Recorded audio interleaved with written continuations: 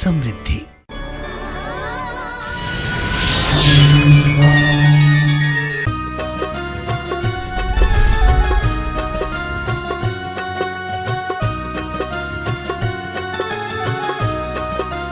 देवादिदेव 1008 आदिम तीर्थंकर श्री आदिनाथ भगवान की।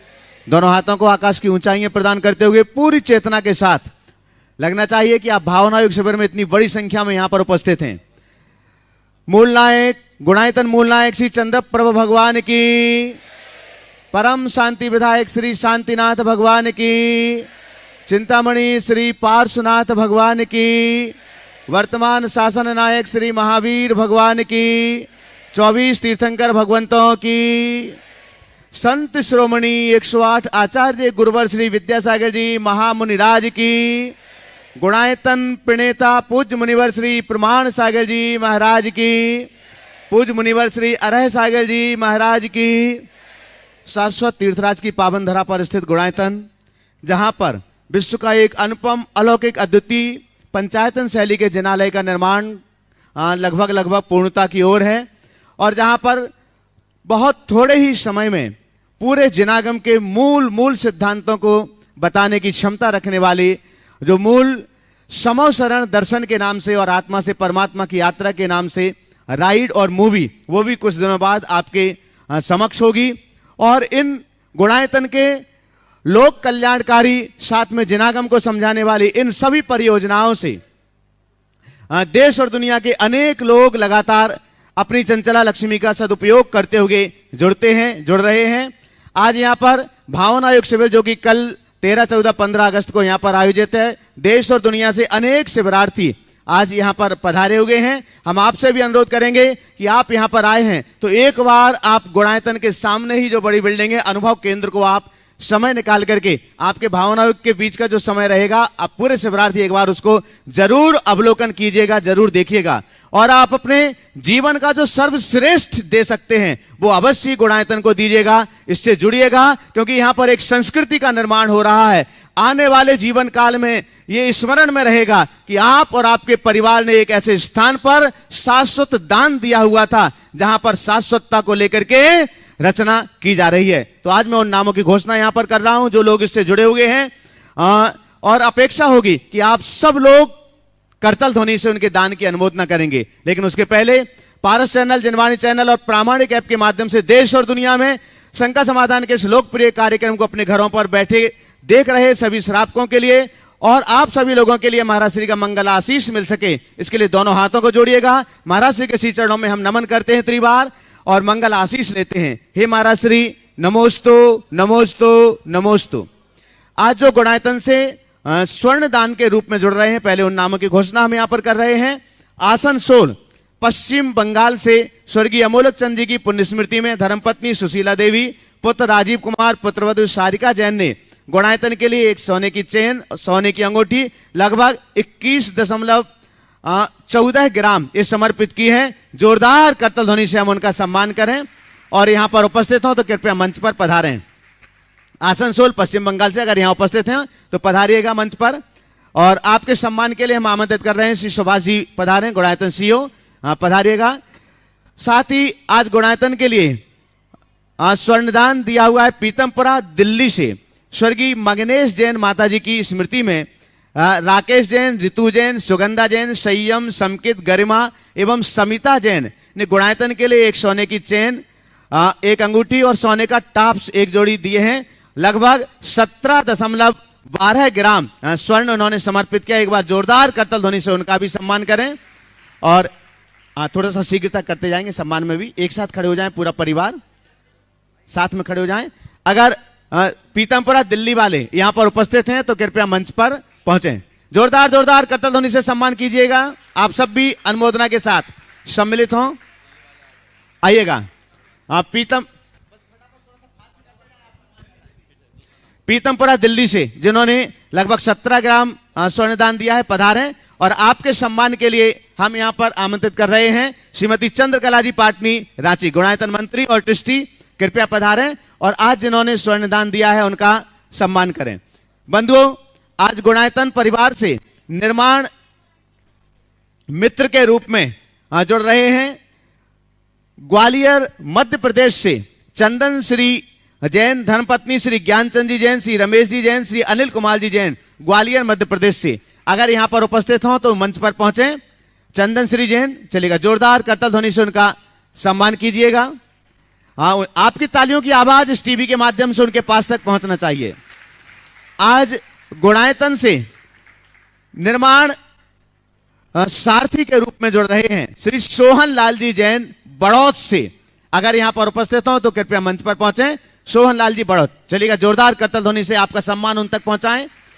और साथ ही निर्माण सारथी के रूप में ही आज जुड़ रहे हैं अपनी मां की पुण्य तिथि के अवसर पर बहुत ही सौभाग्यशाली पुण्यशाली परिवार श्री शरद चंद जी, संजीव कुमार जी, अनिमेश जी जैन, श्रीमती रचना धीरांशी जैन, दयोदय टेक्सटाइल परिवार कटनी मध्य प्रदेश से। जोरदार करतल ध्वनि से सम्मान करें और मंच पर पधारें। सब परिवार पधारिएगा, अनन्य गुरु भक्त हैं और आपके सम्मान के लिए हम आमंत्रित कर रहे हैं अनिल अमिता जी, दुर्गापुर से हमारे बीच हैं, गुणायतन के शिरोमणि संरक्षक, कृपया पधारें और आज जो गुणायतन से निर्माण सारथी के रूप में जुड़ रहे हैं उनका सम्मान करेंगे। अगले क्रम में तैयार रहेंगे आज जो गुणायतन से सूत्रधार के रूप में जुड़ रहे हैं श्री अनिल कुमार जैन, श्रीमती ममता जैन, अनिमेश जैन, अनिकेत जैन, अर्पित जैन, नवीन जैन, अंकिता जैन, मौनी जैन, अशोकनगर मध्य प्रदेश से। जोरदार करतल ध्वनि से सम्मान कीजिएगा।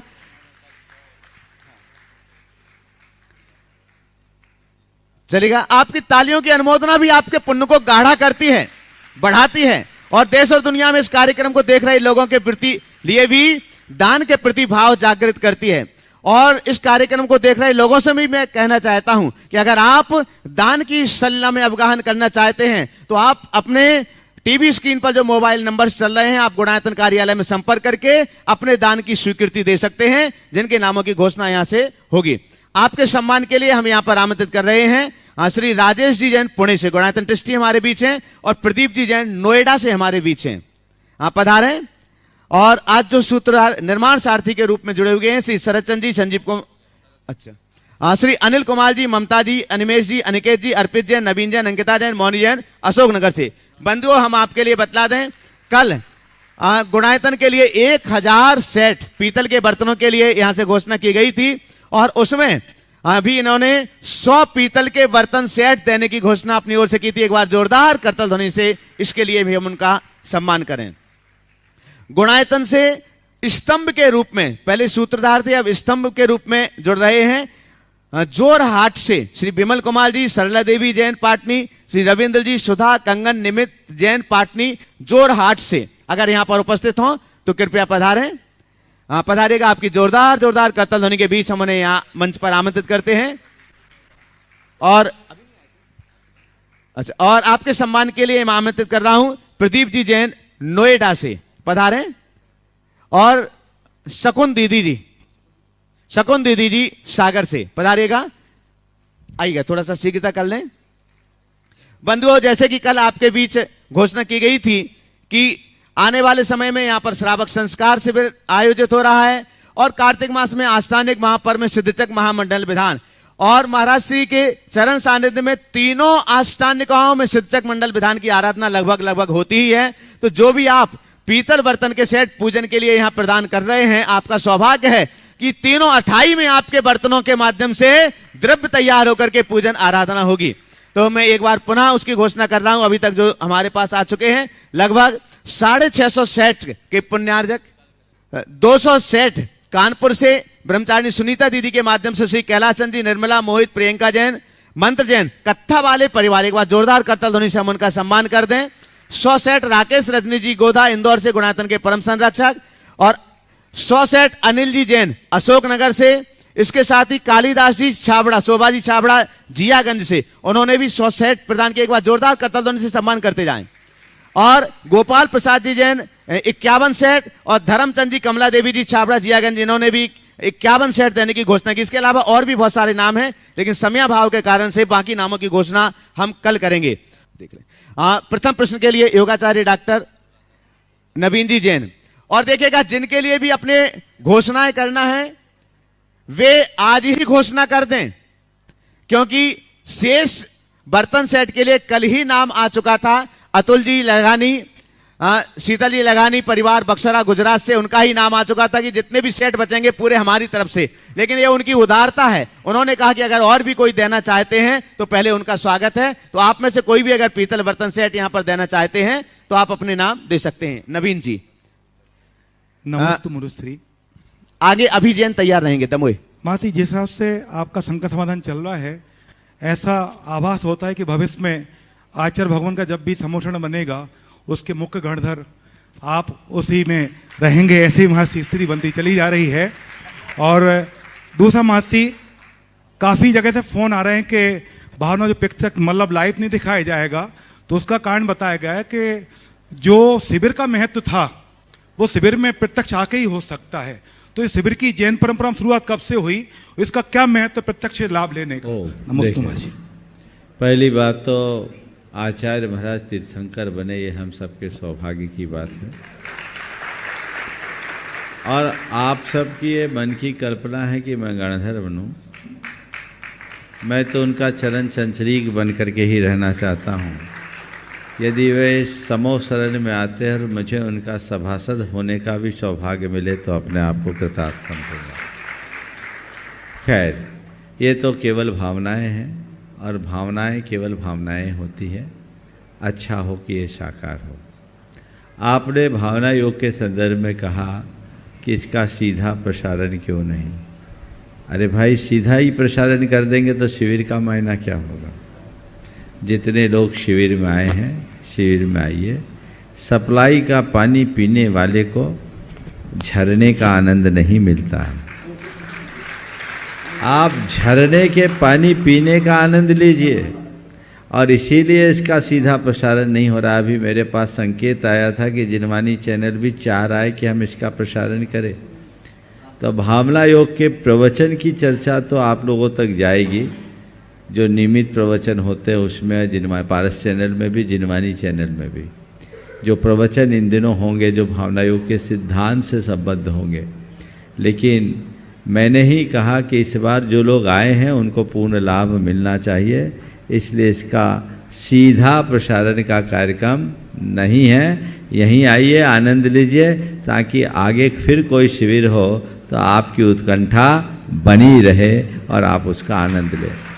क्योंकि ऐसे लोग आधे अधूरे मन से करते हैं तो उसका प्रभाव भी घटित नहीं होता।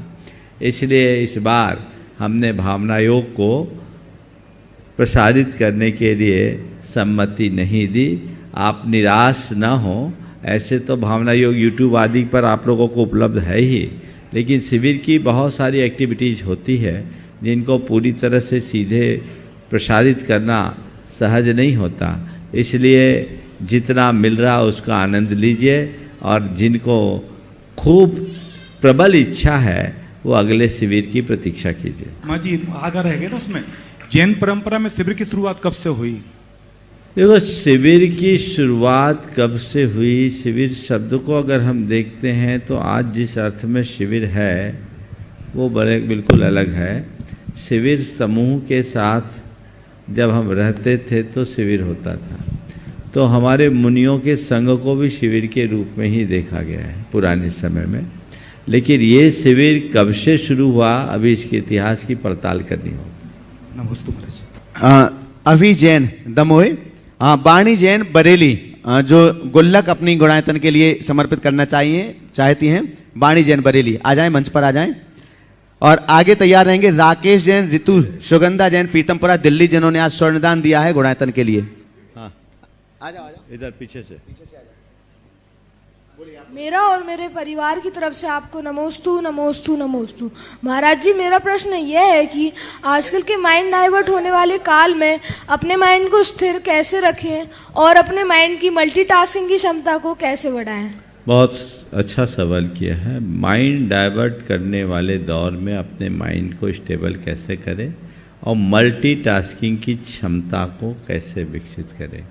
देखो, माइंड डाइवर्ट करने के निमित्त कितने भी हो, लेकिन हमारे सामने यदि हमारा गोल होगा तो कभी डाइवर्ट नहीं होगा। सबसे पहला काम, हर मनुष्य के सामने उसका लक्ष्य होना चाहिए। आज तो नहीं, लेकिन आज से 10, 20, 25 वर्ष पहले कर्तव्य दिखाने वाले नटों के कार्यक्रम बहुत होते थे, आजकल होते हैं नहीं होते मैं नहीं कह सकता, लेकिन जो नट लोग होते थे ना वो रस्सी के ऊपर चलते थे। आज भी चलते होंगे, कर्तव्य दिखाते हैं, चलते हैं नहीं चलते हैं। हमने सोचा शायद हाईटेक हो गया तो शायद ना हो, लेकिन चलते हैं। देखते हो कितने लोग तालियां बजाते हैं, वो चल रहा है लेकिन वो किसी को देखता है, वो किसे देखता है? अपने टारगेट को देखता है, क्योंकि उसे पता है इधर उधर की देखा तो मैं गिरा तो उल्टी तालियां बजने लगेगी। सफलता उसे ही मिलती है जिसके सामने केवल और केवल उसका लक्ष्य होता है। यदि तुम्हारे सामने तुम्हारा लक्ष्य होगा तो तुम्हारा माइंड कभी डाइवर्ट नहीं होगा। जैसे पढ़ाई करना है, पढ़ाई करते समय पढ़ाई ही करना है, ये लक्ष्य लेकर के बैठो। उस समय खेलने का, मोबाइल पे बात करने का, सोशल मीडिया में एक्टिव होने का, घूमने का, फिरने का मन आए, मन को नहीं, ये सब बातें बाद में। ये समय मैंने पढ़ाई के लिए सुनिश्चित कर रखा और इस समय मुझे केवल और केवल पढ़ाई करनी है, तो मन डाइवर्ट नहीं होगा। तो मन को डाइवर्ट होने से बचाने के लिए पहली बात, हमेशा अपने लक्ष्य को सामने रख करके चलो, समझ गए? दूसरी बात, जो लक्ष्य पोषक निमित्त है उनका आश्रय लो। जो हमारे लक्ष्य के लिए सपोर्टिंग है उनके साथ रहो। महाराज जी कैसे? बता रहा हूँ। जो हमारे लक्ष्य के लिए सपोर्टिंग है, यानी जो हमको अच्छा मोटिवेशन देते हो, जो हमको अच्छा गाइडलाइन देते हो, गाइडेंस देते हो, हम उनके कांटेक्ट में रहें। और इसके विरुद्ध जो निगेटिव है उनसे दूरी रखो, समझ गए? तो इससे हम अपने लक्ष्य की ओर बढ़ सकेंगे, अपने मन को डाइवर्ट करने से बचा सकेंगे। अपनी प्रायोरिटीज को भी फिक्स करो। जिस समय मेरी जो प्रायोरिटी है मुझे वही करना। यदि ऐसा फिक्स कर लेते हैं तो हम अपने लक्ष्य के बहुत निकट जा सकते हैं। पूछा मल्टीटास्किंग की योग्यता कैसे विकसित करें? मैं कहूँगा मल्टीटास्किंग तो होनी ही नहीं चाहिए। मल्टीटास्किंग तो एक बीमारी है।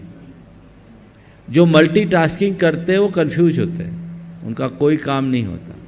हमारे यहाँ एक बहुत पुरानी कहावत है, एक साधे सब सधे, सब साधे सब जाए, समझ गए? तो मल्टीटास्किंग से बचो।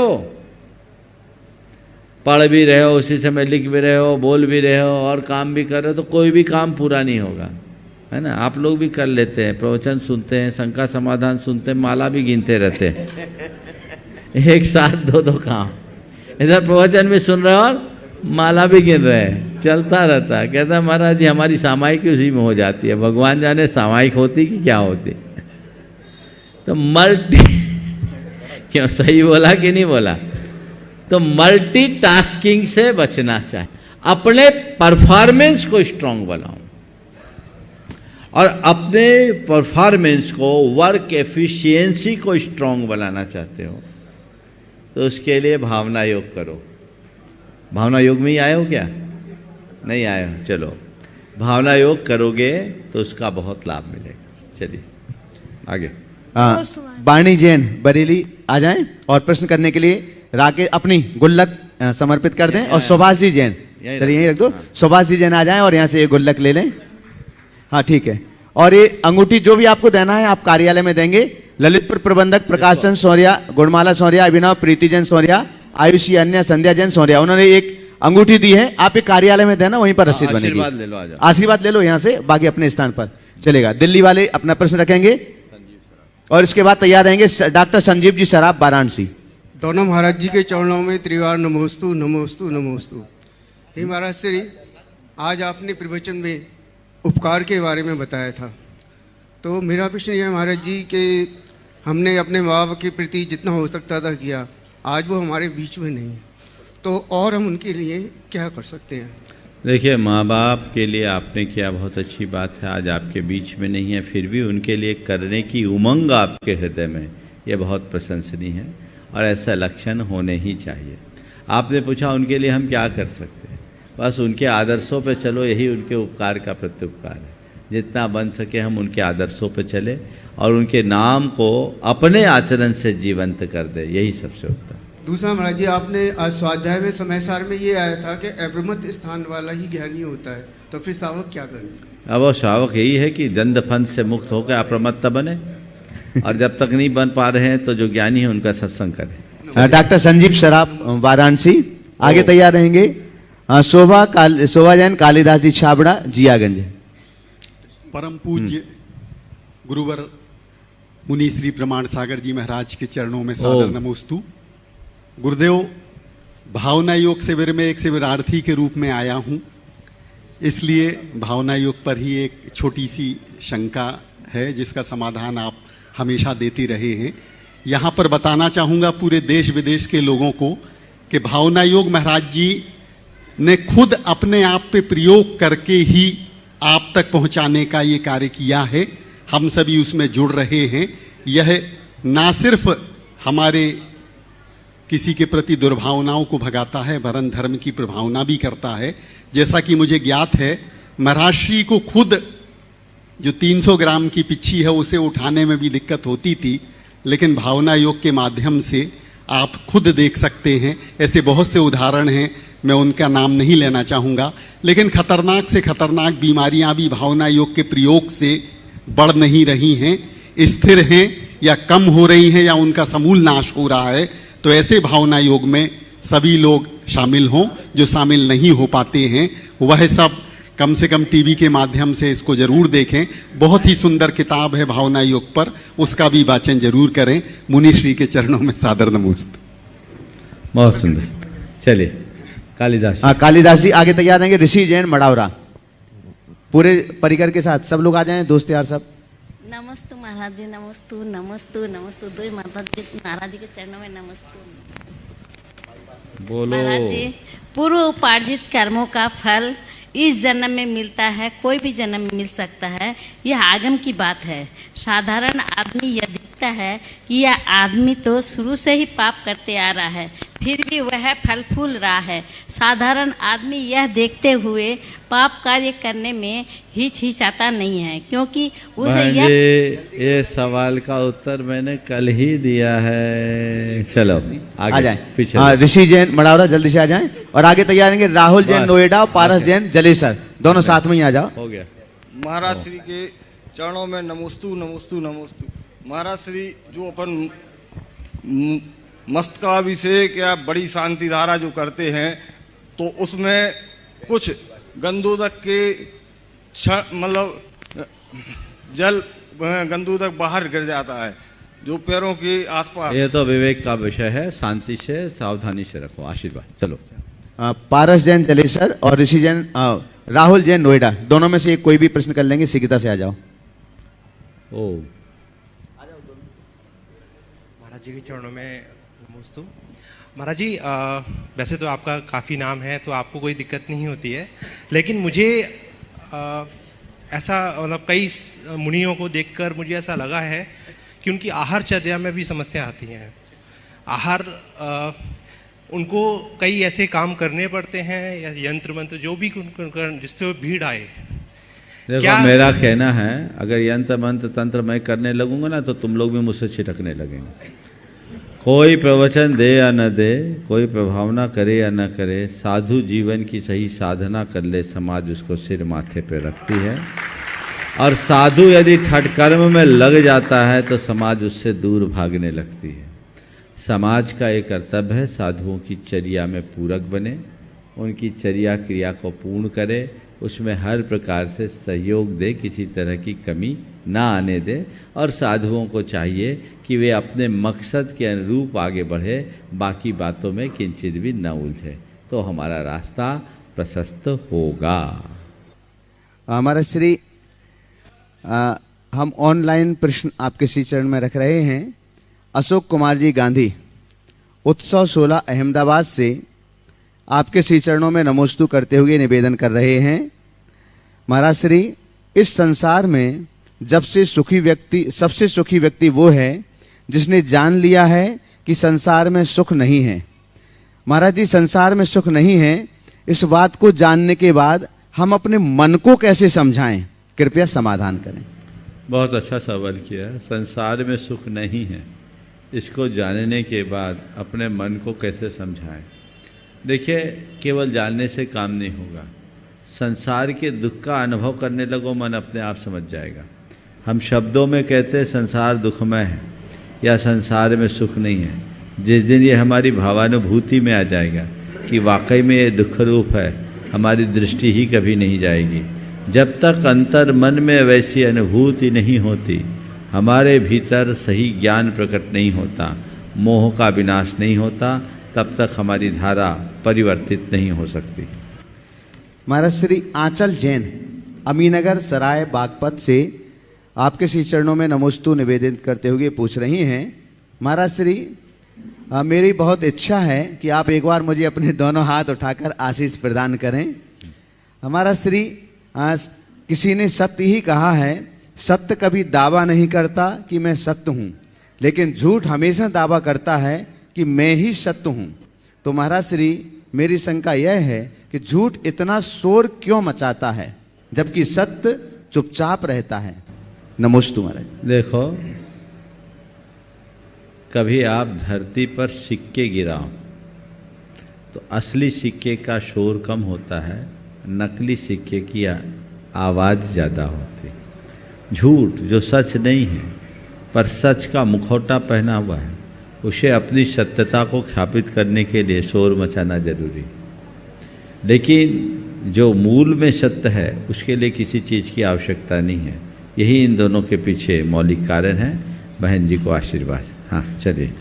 महाराज श्री स्मृति जैन दमोह मध्य प्रदेश से आपके श्री चरणों में बारंबार नमोस्तु निवेदन करते हुए निवेदन कर रही हैं। महाराज श्री मैं माँ बनना चाहती हूँ, डॉक्टर को भी दिखाया है, काफ़ी चेकअप भी कराए हैं, लेकिन मैं अंग्रेजी दवाइयों को नहीं खाना चाहती हूँ।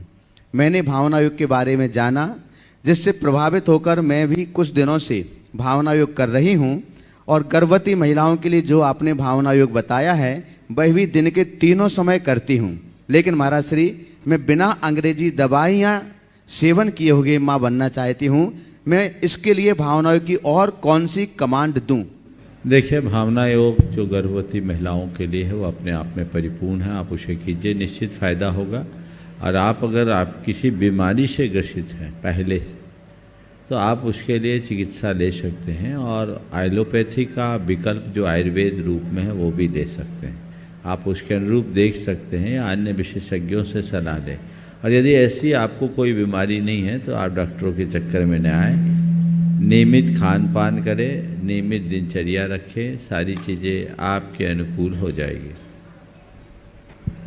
महाराज श्री दिनेश पटेल मानदरम गोवा से आपके श्री चरणों में बारंबार नमोस्तु करते हुए निवेदन कर रहे हैं। महाराज श्री मैं बहुत ही गहरे डिप्रेशन में चला गया था। प्रतिदिन आपके शंका समाधान देखता हूँ और प्रवचन भी सुनता हूँ। जाति से जैन तो नहीं हूँ, लेकिन आपके भावना योग करने से अब मैं डिप्रेशन से पूरी तरह से ठीक हो गया हूँ, बाहर आ गया हूँ। पर गुरुदेव मन में अभी भी संशय बना रहता है, तो मन को संशय रहित करने के लिए और मन को गति देने के लिए मैं और कौन सा कमांड दूं ताकि मेरा मन इधर उधर नहीं भागे, अपने लक्ष्य की ओर बढ़ता जाए? देखिए, डीप डिप्रेशन से आप बाहर आए हैं, ऐसा आप नहीं, सैकड़ों लोग हैं जिन्होंने भावना योग नियमित करके अपने आप को डिप्रेशन से मुक्त किया। बहुत प्रसन्नता का विषय है। मेरा आशीर्वाद है कि आपकी स्थिरता ऐसी ही बनी रहे।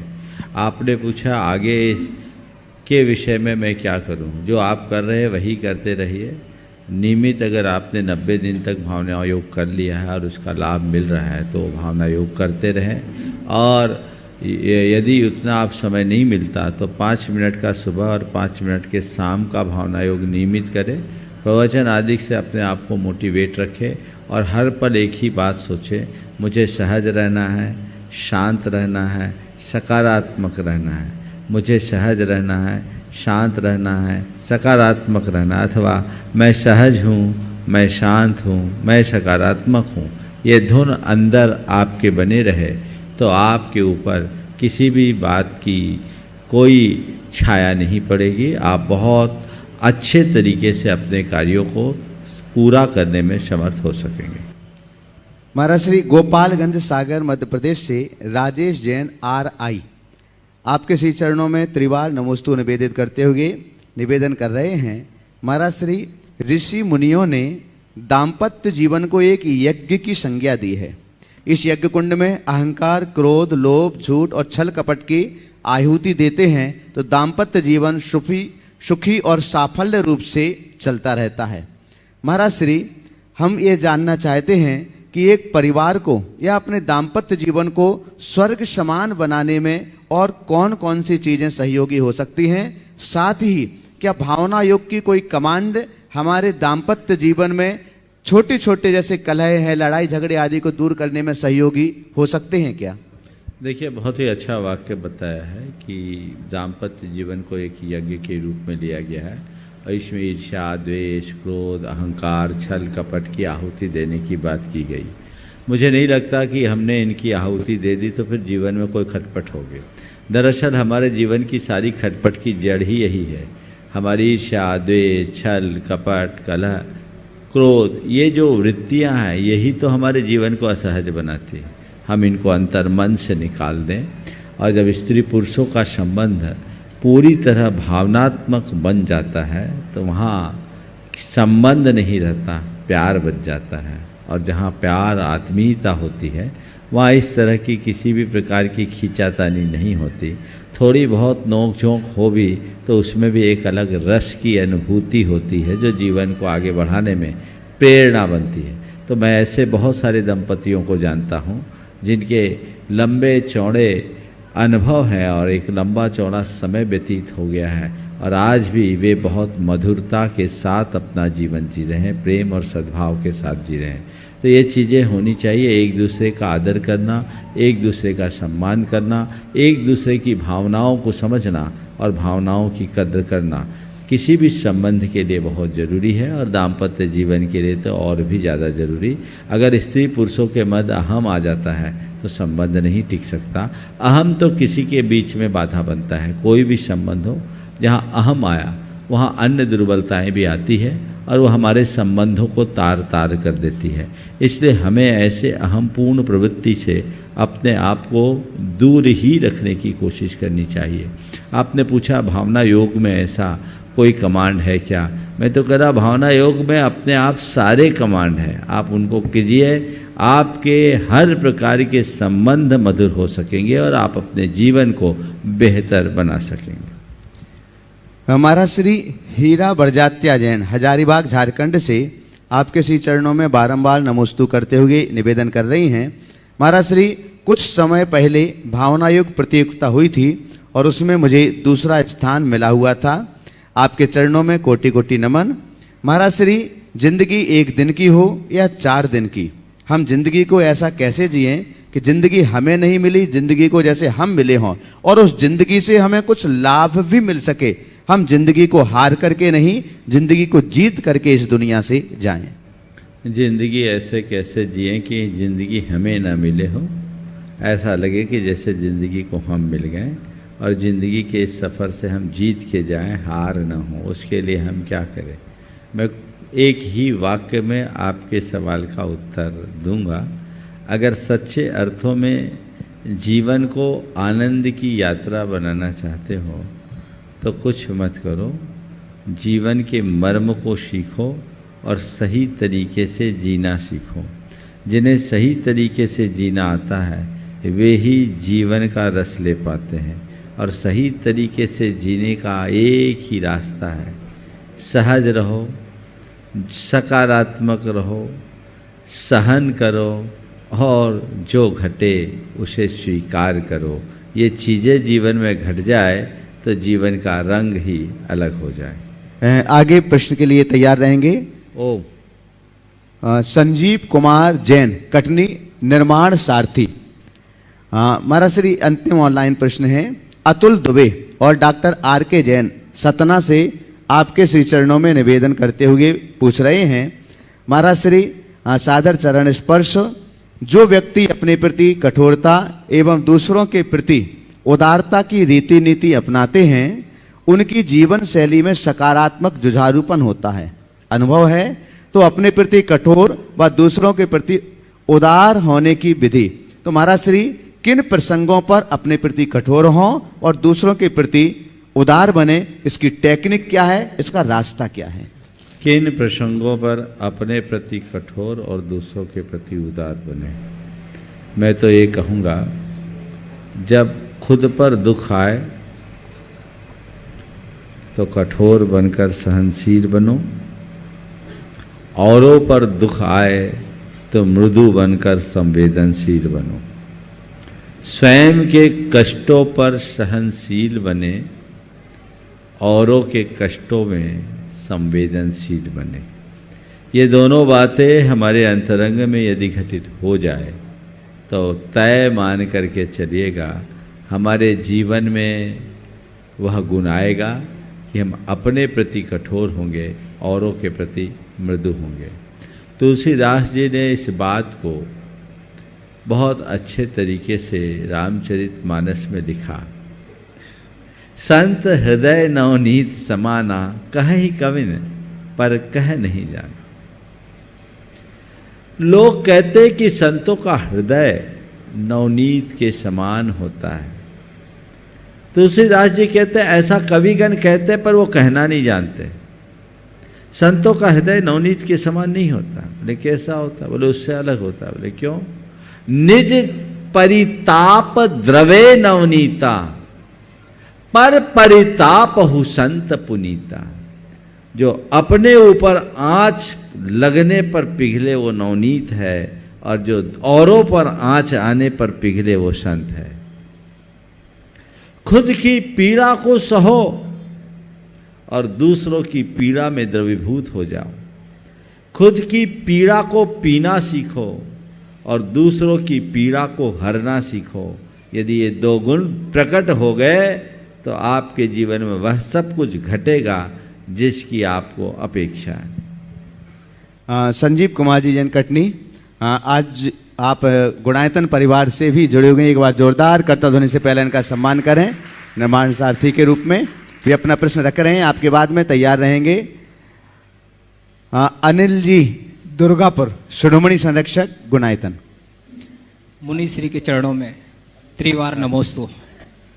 महाराज श्री, मनुष्य के अनेक किरदार होते हैं और हर किरदार अपनी जिम्मेदारियां परिस्थितियों की अनुकूलता के अनुसार पूर्ण करते हैं, परंतु माँ ही एक ऐसा किरदार है जो हर परिस्थितियों में अपने कर्तव्यों को पूर्ण करती है। और गुरुदेव, माँ के मातृत्व में ऐसी कौन सी शक्ति होती है कि प्रतिकूल समय में भी बिना डगमगाए अपने कर्तव्यों को भली भांति पूर्ण करती है, बच्चों की खुशी में ही अपनी खुशी समझती है। तो गुरुदेव महाराज श्री, हम भी अपने कर्तव्यों को उनके प्रति कैसे पूर्ण करें, इसके लिए समाधान। देखिए, माँ है, यही माँ की विशेषता है। जिस संसार के सारे संबंध जन्म लेने के बाद होते हैं, पर एक माँ का संबंध ऐसा संबंध है जो पेट से ही शुरू हो जाता है। माँ ममता का मंगल कलश है जो हर पल हमारे प्रति स्नेह, ममत्व और आत्मीयता का अमृत उड़ेलती। माँ में वो क्षमता है, इसीलिए माँ को माँ कहा जाता है, जो मान का पहला अक्षर है। इसलिए माँ की ये भूमिका केवल एक माँ ही जान सकती है। और पूछा है कि माँ के प्रति हम अपने कर्तव्यों को पूरा कैसे कर सकें। माँ के उपकारों को स्मरण में रखो, जीवन भर माँ के कर्तव्यों को जान सकोगे। माँ क्या होती है, एक पौराणिक प्रसंग में आज के संदर्भ में सुनाना चाहूँगा। एक आंगन में एक दंपति खड़े थे। आकाश से चारण रिद्धि दो मुनिराज आए।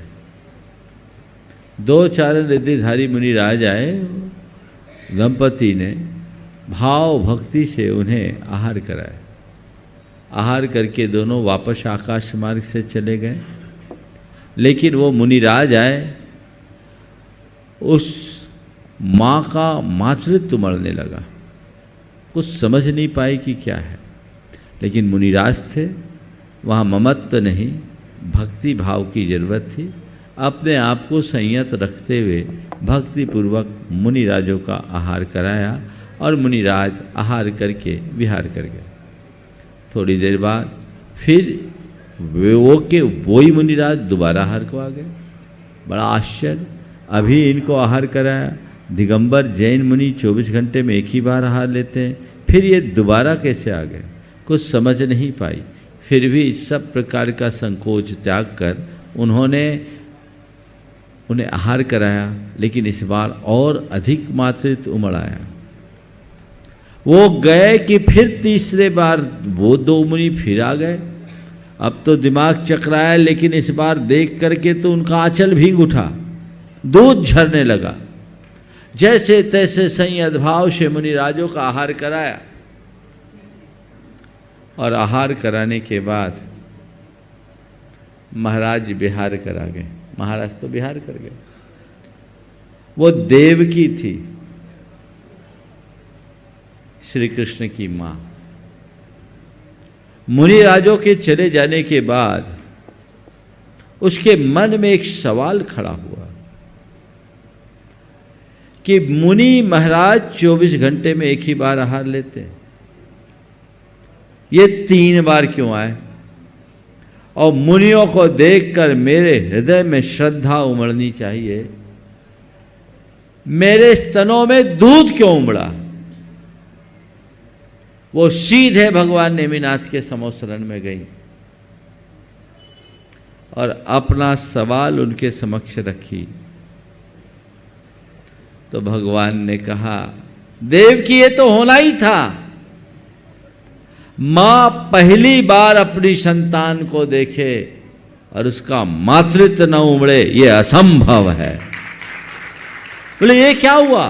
बोले तुझे पता है, श्री कृष्ण से पूर्व तेरे 6 पुत्र और हुए थे, लेकिन कंस के डर से उन्हें रहस्यात्मक तरीके से अलग कर दिया गया और मृत पुत्रों को रख दिया। कंस ने उन मरे पुत्रों को भी दीवाल में मारकर और मारा था। और ये सब सुरक्षित वहाँ से चले भद्दिलपुर विदिशा में उनका लालन पालन हुआ, सुभद्र श्रेष्ठी और अलका सेठानी के यहाँ। जब इन्हें अपने जीवन की वास्तविकता का पता लगा, इन्हें वैराग हो गया है, दीक्षित हो गए। इन्होंने न तो आज तक तुम्हें देखा था, न तुमने इन्हें देखा, लेकिन एक अरसा बीतने के बाद आज आहार के निमित्त तुम्हारे आंगन में आई, तुम्हारी पहली दृष्टि इन पर पड़ी, इसलिए तुम्हारा मातृत्व छलक आया। ये मां है। काश लोग मां के मातृत्व को समझ पाए, उसके उपकारों का स्मरण रख पाए, तो जीवन की दिशा दशा सब बदल जाए। श्री अनिल जी, अमिता जी, हम तो अलग अलग बुला रहे थे, दोनों प्रश्न अलग अलग है। अनिल जी, अमिता जी, दुर्गापुर, गुणायतन के शिरोमणि संरक्षक। आगे तैयार रहेंगे डॉक्टर वीरचंद जी, विनीता जी अग्रवाल, बनारस। नमोस्तु गुरुदेव। गुरुदेव, प्राय देखने में आता है कि गुणवान व्यक्तियों के अंदर भी आत्ममुग्धता का अवगुण उत्पन्न हो जाता है। प्राय देखने में आता है कि गुणवान व्यक्तियों में भी आत्ममुग्धता का अवगुण उत्पन्न हो जाता है। और गुरुदेव इतना ही नहीं, वो खुद तो प्रशंसा सुनना उनको अच्छा लगता है और खुद भी अपने मुंह से अपनी प्रशंसा करते हैं। तो गुरुदेव ऐसा क्या करें कि हम इस आत्ममुग्धता से बच सकें और आत्म प्रशंसा से भी बच सकें कि अपने जीवन को नित प्रति उन्नति की ओर ले जा सकें? बहुत अच्छा सवाल आपने किया। आपने कहा प्रायः गुणवान व्यक्तियों में आत्ममुग्धता का अवगुण प्रकट हो जाता है। दरअसल वे गुणवान दिखते हैं, गुणवान है नहीं। जो सही अर्थों में गुणी होगा वो सबसे पहले आत्ममुग्धता से मुक्त होगा। यदि कोई व्यक्ति कहीं से आत्ममुग्ध है तो वह सच्चे अर्थों में अज्ञानी है, उसने अपने जीवन की व्यवस्थाओं को ठीक तरीके से अभी समझा नहीं। तो हर व्यक्ति को चाहिए कि वह अपना अंतर्निरीक्षण करे और किसी भी प्रकार के भ्रम में न जिए। एक बात सदैव ध्यान रखना की है कि मेरे अंदर की किसी काबिलियत की लोक में यदि प्रशंसा हो तो वो मेरा गुण है, और यदि उसकी प्रशंसा मुझे अपने मुंह से करनी पड़े तो वो मेरा अवगुण है। प्रायः मनुष्य का अहंकार और आत्म प्रशंसा की जो ललक है वो इस दिशा में ले जाती है। ये एक बड़ी कमजोरी है और इससे व्यक्ति को बचना चाहिए, और उससे बचने का एक ही उपाय है, अपने से बड़ों को देखे, अपने से गुणों में अधिक को देखे, तो पाएगा कि अभी मुझे बहुत आगे जाना है। प्रायः जो व्यक्ति आत्मश्लाघा से, आत्म प्रशंसा से ग्रसित होते हैं, वे अपने आप को अपूर्ण अवस्था में ही पूर्ण मानने का भ्रम पाल लेते हैं, और जो मनुष्य अपूर्णता में पूर्णता का भ्रम पाल लेता है उसकी प्रगति वहीं अवरुद्ध हो जाती है। तो हम अपने आप को पूर्णता की ओर ले जाएं, अपूर्णता से बचें। नमोस्तु गुरुदेव, नमोस्तु नमोस्तु। हाँ पूछे, पूछिए, आज तो आप ही का था मुख्य। तो चलो ठीक है, एक ही बात। हाँ हाँ, डॉक्टर वीरचंद जी, विनीता जी अग्रवाल, बनारस ट्रस्टी गुणायतन। आगे तैयार रहेंगे श्रीमती चंद्रकला जी पाटनी, रांची। दोनों गुरुवर के चरणों में कोटि कोटि नमन। हे गुरुवर, नित्य भावना योग करते समय, सोहम सोहम का भाव करते समय, हाँ बोलो, विधेय की भावना अंदर से, शरीर जैसे विधेय की भावना करता हूँ, तो सोहम के समान ही शुद्धोहम, स्वस्थोहम से लेकर के और शांतोहम सभी आत्मदशा ही है, तो सब में ही विधेय की भावना करनी चाहिए। कर सकते हैं। और एक प्रश्न और महाराज इसमें इसी में कि क्या भावना योग से कर्म निर्जरा भी होती है? क्यों नहीं होती, जरूर होती। बिल्कुल होती है। चलिए। हाँ, श्रीमती चंद्रकला जी पाटनी, रांची। आगे तैयार रहेंगे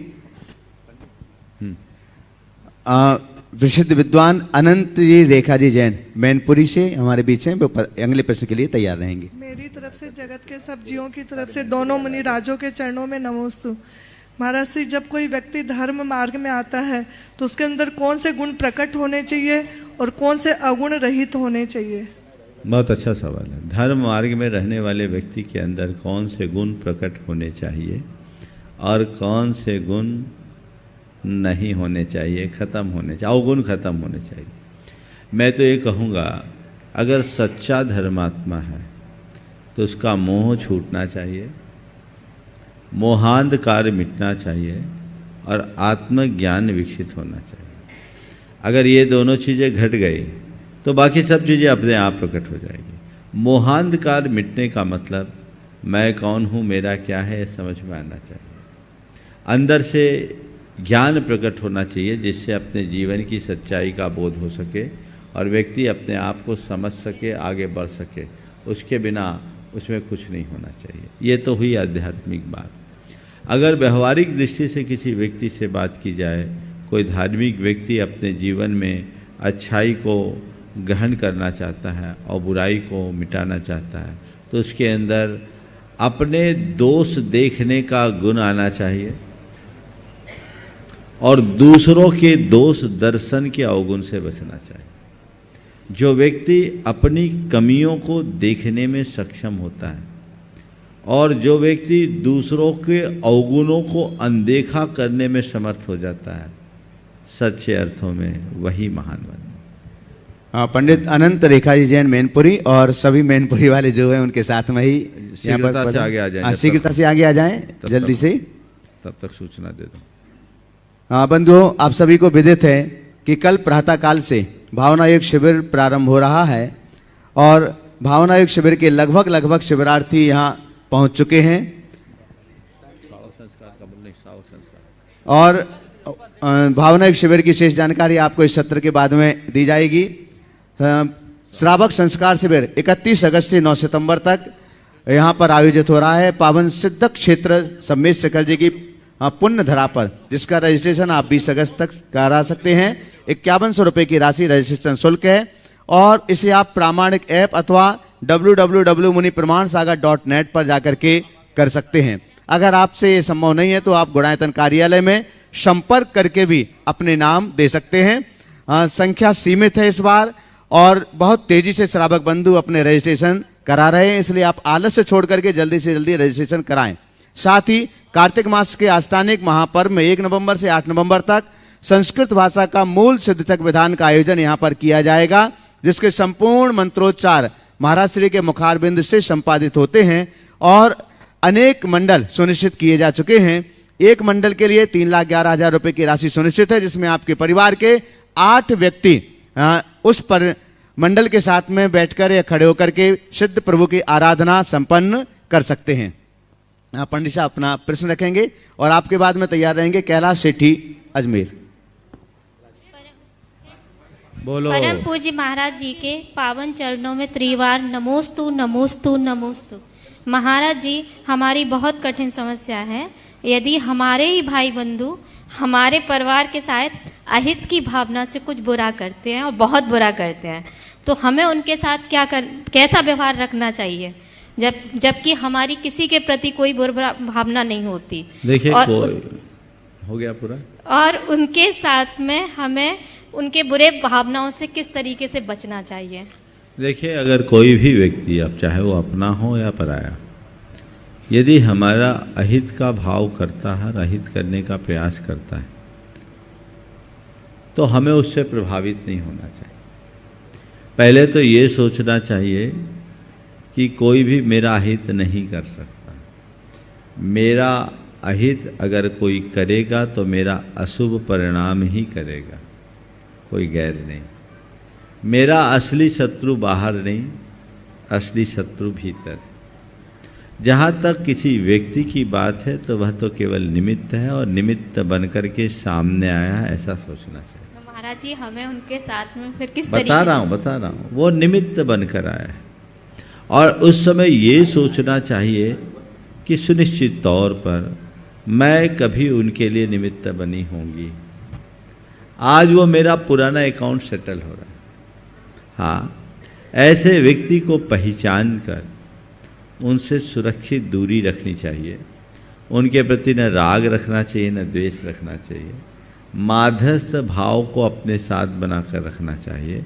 यदि ऐसा करने में हम सफल और सक्षम होंगे तो हमारे मन में कभी खिन्नता और द्वेष के भाव नहीं आए।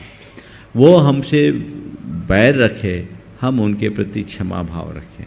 उनकी बातों से अप्रभावित रहने की क्षमता अपने भीतर विकसित कर ले तो हमारे जीवन का एक अलग ही रूप निखरेगा। हाँ, कैलाश जी सेठी अजमेर। और एक सवाल, चलो बोलो। हाँ गुरुदेव, अगर दो ही भगवान की परछाई जमीन पर पड़ती है तो इसका कोई दोष है? अगर दोष है तो निवारण बताएं गुरुदेव।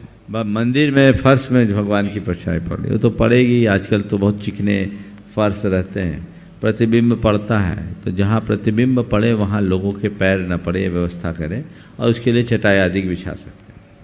नमोस्तु गुरुदेव, नमोस्तु गुरुदेव। क्योंकि भगवान की छाया पर भी पैर पड़ना दोष है, चाहे गुरुओं की हो या भगवान की। आप लोग देखते हो आहार के समय बहुत से लोग परिक्रमा लगाते हैं तो परछाई से दूर लगाते हैं, और परछाई से दूर ही लगाना चाहिए, चिपक के परिक्रमा नहीं लगाना चाहिए। भाव ये रखना चाहिए कि परछाई पर भी हमारे पैर न पड़ने पाए। आज इतना ही, कल रखना। चलो चले, कैलाश जी सेठी अजमेर, और आपके बाद में तैयार रहेंगे राजेश जी पुणे से, गुणायतन ट्रस्टी। नमस्ते महाराज जी, नमस्ते। मेरा सवाल है, कल्प काल किसे कहते हैं, उसमें क्या घटित होता है? कल्प काल किसे कहते हैं? हमारे व्यवहार काल में जो प्रथम काल से लेकर के छठे काल तक का चक्र रहता है, औसर्पिणी और उत्सर्पिणी दोनों को मिलाकर एक कल्प काल कहलाता है।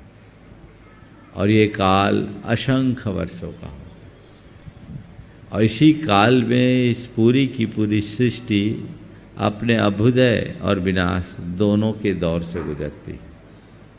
इससे एक बात समझना चाहिए कि जैसे सृष्टि में उत्थान और पतन दोनों हैं, वैसे ही हमारे जीवन में भी उत्थान और पतन दोनों एक क्रम है। हम ऊपर से नीचे आते हैं तो नीचे से ऊपर चलते हैं। जीवन की इस सच्चाई को समझकर जीवन में होने वाले उतार चढ़ाव में यदि हम स्थिरता रखना शुरू कर दें तो अपने जीवन में आनंद के रंग भर सकते हैं। नमस्ते महाराज। राजेश जैन पुणे ट्रस्टी गुणायतन, आपके बाद। नमोस्तु गुरुदेव।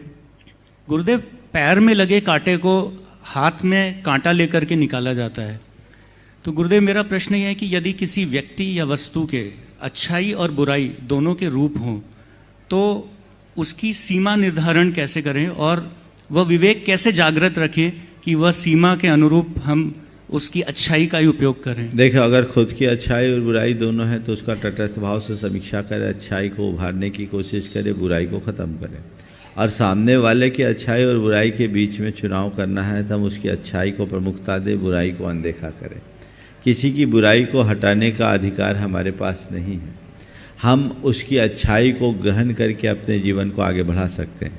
इसके बावजूद यदि किसी के अंदर बुराई है और वो हमसे चाहता है कि हम कुछ मार्गदर्शन दें तो उसे उसके बुराई का एहसास कराया जा सकता है और जीवन को आगे बढ़ाया जा सकता है। आज के इस सत्र को परम पूज्य गुरुदेव के चरणों में नमन अर्पित करते हुए मैं यहीं पर विराम दे रहा हूँ। बोलिए परम पूज्य आचार्य गुरुवर श्री विद्यासागर जी महाराज। जय जय जय।